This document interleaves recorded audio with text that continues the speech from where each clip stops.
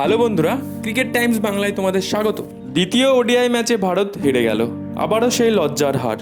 32 রানে হারলো গৌতম গম্ভীরের দল। গৌতম গম্ভীর ভারতীয় দলে হেড কোচ হিসেবে দায়িত্ব নেওয়ার পর এই প্রথম কোনো ম্যাচ হারলো ভারত। শ্রীলঙ্কা টসে জিতে প্রথমে ব্যাটিং করার সিদ্ধান্ত নেয়। শ্রীলঙ্কা প্রথমে ব্যাট করতে এসে এই কঠিন পিচে 241 রানের টার্গেট দেয় ভারতকে।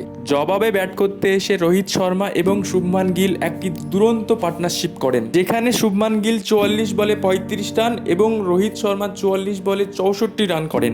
এই পার্টনারশিপ দেখে মনে হচ্ছিল ভারত এই ম্যাচটা সহজেই জিতে নেবে, কিন্তু এরপরেই যে ব্যাটিং বিপর্যয় শুরু হবে কে ভেবেছে। বিরাট কোহলি, কেএল রাহুল থেকে শুরু করে শ্রেয়াস আয়ার একের পর এক উইকেট পড়তেই থাকে। লাস্টের দিকে অক্সার প্যাটেল 44 বলে 44 রানের একটি দুরন্ত ইনিংস খেললেও শেষমেশ 32 রানেই হারতে হলো ভারতকে। জেফ্রে ভান্ড্রেসের দুরন্ত বোলিংয়ে গুটিয়ে পড়ে ভারত।